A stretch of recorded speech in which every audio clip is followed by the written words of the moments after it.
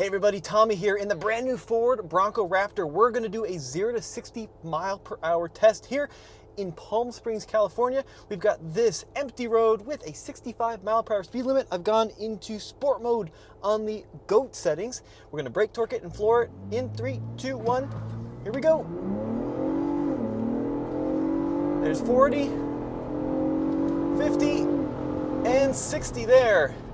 And we did that in 6.84 seconds according to our Solo DL performance timer. And again, that was in sport mode. Now powering this Ford Bronco Raptor is a 3-liter twin-turbo EcoBoost V6, which is a similar engine to what you'd find in the Ford Explorer ST. However, in the Raptor, it's got different turbos. It makes 418 horsepower and 440 pound-feet of torque. Now the standard Bronco has either a 2.3 turbo 4 or a 2.7 twin turbo 6, but the Raptor is more powerful than both of those. And the big news, it's got to be that extra torque, 440 foot-pounds. Now the whole front end has been redesigned for extra airflow. It's got this new special exhaust with valving in it. It's actually a true dual exhaust out the back. Quick walk around before we talk about what it's like to drive. Tons of walk arounds of the Bronco Raptor if you check out the TFL channels, but functional venting up here across the hood. This is where the vast majority of heat escapes, but we also have functional venting over here on the fenders, 37-inch tall tires. The Bronco itself is like 8.6 inches wider in the track and almost 10 inches wider than a standard Bronco in total. It's got the steps over here with the removable step portion and the rock rails, and then out back we see this enormous 37-inch tall spare tire and then the dual exhaust poking out underneath there by the bumper. But I think we go ahead and take it for a ride and see what it's like to drive the new Bronco Raptor. Cole, you want to hop on in?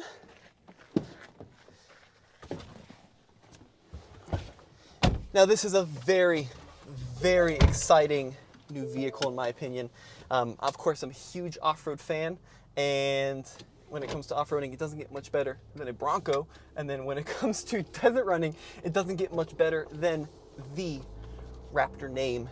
And when you combine Bronco and Raptor together, this is supposed to be something really special. Now the frame is very different between the Raptor and the standard Bronco. It's been heavily beefed up, not only in terms of overall strength, but positioning. I should say that the mounts for the control arms are heavily beefed up. The control arms themselves are beefed up. The knuckles on the front wheels are basically straight off of an F-150 Raptor, and everything underneath is designed for high stress environments. But they've also beefed up the cage surrounding the vehicle. So for example, look up here, we now have this B-pillar brace and then some additional bracing at the back. So this thing is designed through and through to be an awesome desert running vehicle. But of course, as much as folks like to think they're going to be spending all their time cruising around in the desert, most of the time they're going to be driving around in the city.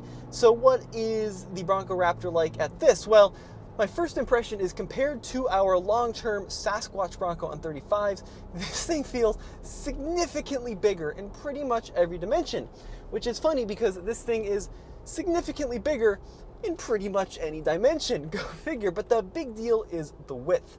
Now, from a visual standpoint, a lot of that width is due to those big, giant black fender flares, and they do stick out well past the body structure itself. And when you look in the rearview mirror, pretty much all you see is black fender flare. You don't see a whole lot of anything else but this big black bulge, which is certainly an interesting look.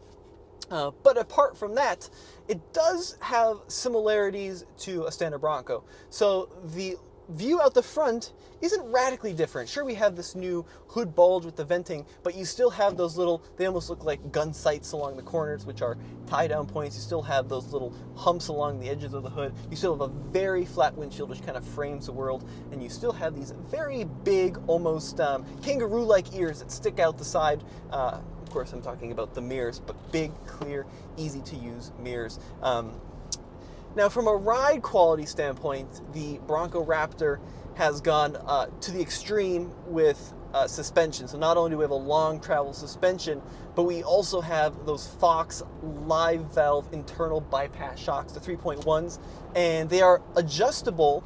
But it's not like old school adjustable where you kind of crawl underneath with some wrenches or fiddle with the knob. There's a button down here in the steering wheel. Push this button, and I don't know if you can see that, Cole, but you can actually adjust the damper setting on the fly from normal to sport to off-road. Now let's go ahead and try normal. It's not quite as floaty as I'd like a Raptor to be. I know that kind of sounds perhaps a little counterintuitive in 2022, but my favorite Raptor of all time was the first generation F-150, and that would give you like this couch-like experience as you went over bumps. In the Bronco Raptor in normal mode, it's a little bit firm, and you definitely get a lot of intrusion from potholes and that kind of thing. So let's go ahead and check out the sport mode, and that's going to probably have an even bigger impact on the bump going capability. And sure enough, now of course this also limits the roll in the turns or in corners, but around town it's very firm. And I think the sweet spot, I think it's probably going to be off-road, and we'll have to play with this a little bit more. I've only spent like 5 or 10 minutes driving this thing in total, but yeah, that's a little bit more cushy, it seems like. Maybe that's the sweet spot. Although it doesn't feel all that different from normal seat of the pants. Interesting. Now we can also change the GOAT mode. So down here, GOAT stands for goes over any terrain. You've got this little knob, and you can go between a ton of different modes. So you've got slippery, you've got tow haul, which is new on the Bronco Raptor.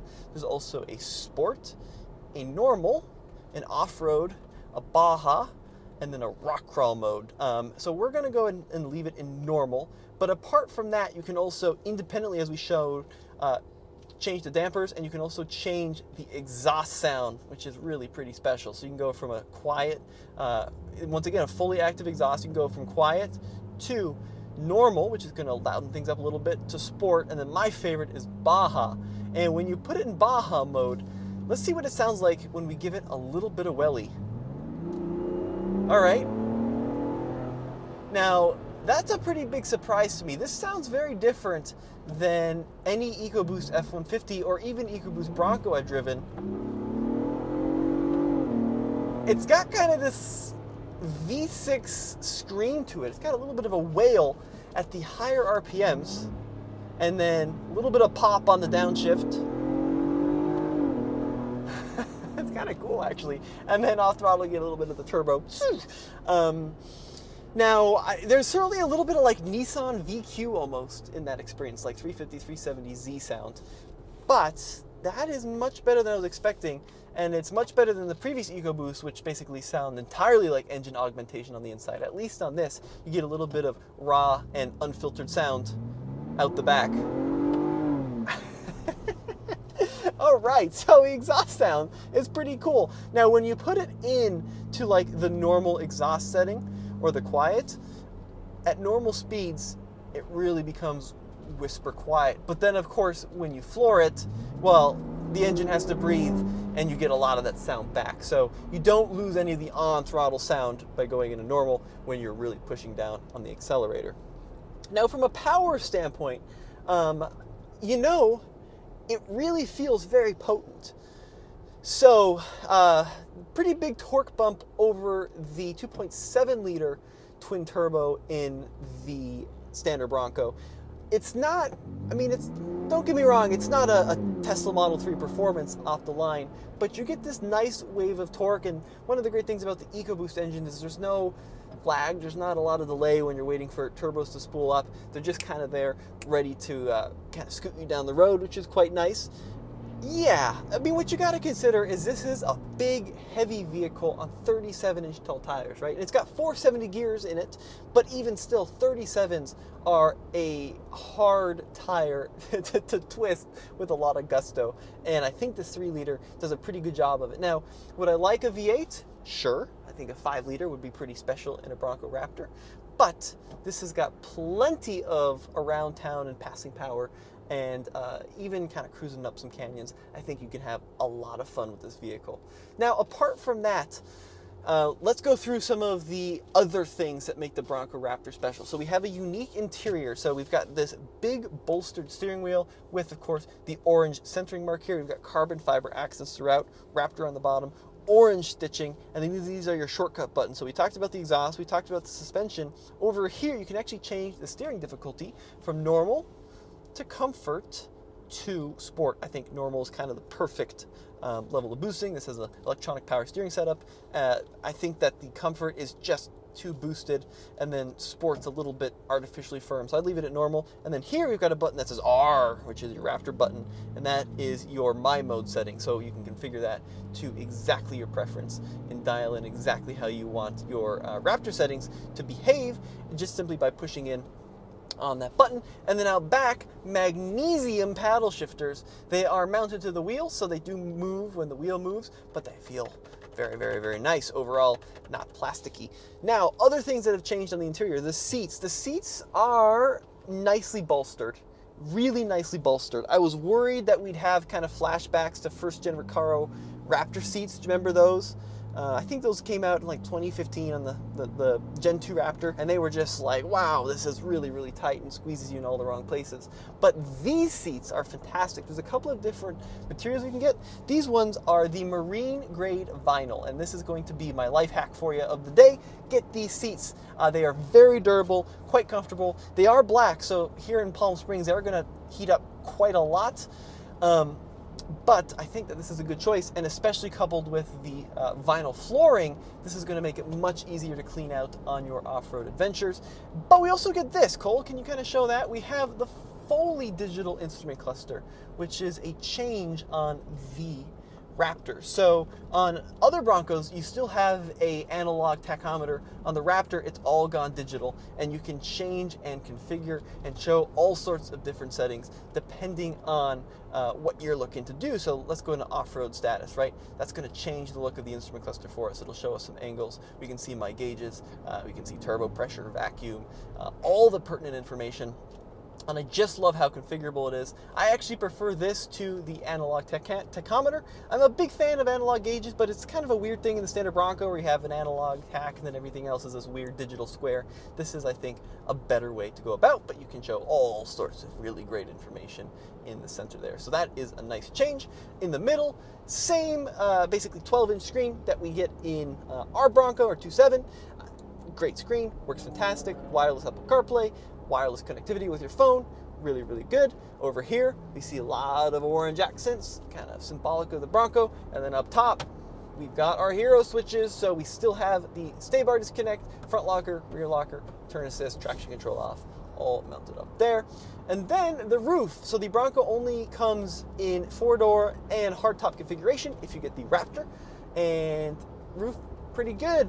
I've driven the Broncos with the 1.0 molding color top and the 2.0, and this one at least is pretty darn rattle-free. Looks pretty good. These panels come out. Up here, auxiliary controls, all of that, so you can kind of dial in lights and stuff all throughout there. Now, other kind of impressions about the Bronco Raptor. One great thing they did is up the tow capacity. So not only do you get a tow haul mode, but if properly equipped, you get a hitch, which has these new bracings, which beef up the hitch mounting, and that brings the capacity up from 3,500 to 4,500 pounds. So still not quite 5K, but that is a big improvement for a lot of folks that want to tow maybe a small boat or a small camper. Really good work there, Ford. I think that's a great thing. And comfort, I mean, it's just as comfortable as a standard Bronco, which is to say very comfortable. So the interior volume is not super loud. I'm really digging these Raptor seats. These are the best seats you can get in a Bronco. I'm just going to say that right now. It's an easy vehicle to drive. It's not such an easy vehicle to park, and it is a tall vehicle as well. So you're going to want to kind of do some measuring of your garage, not only in terms of height, but definitely width of your spot, because this is just as wide as an F-150 Raptor. This thing is a massively wide vehicle, and it has to be to be able to withstand the forces and the pressures of desert running and not roll over, so it's got that wide track look. My complaints, I don't like the way they've incorporated the black plastic fender flares. I still think that looks kind of silly. It's going to be expensive. So starting price, $69,995. But in this world, with the current dealer model, I can't imagine what the markups are going to be on this. 10, 20, 30K if you can get one, I think is not going to be unexpected. So it is an expensive vehicle.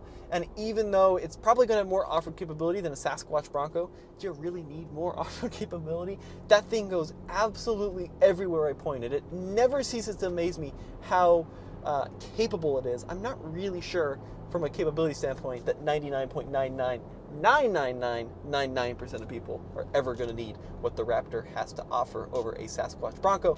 But if you want the look, if you want the knowledge that you have the ultimate model, it's here, guys. It's here. It's cool. It's got a better sound than I was expecting out of an EcoBoost. It's got a pretty good ride, a little firm for my liking. It's got good steering, and it's going to be a great road tripper between the seats and the overall tech. Really digging it. Let me know what you guys think in the comment section below. As always, this has been Tommy with TFL. Check out alltfl.com, where you can find all of our podcasts and websites and articles in one convenient location.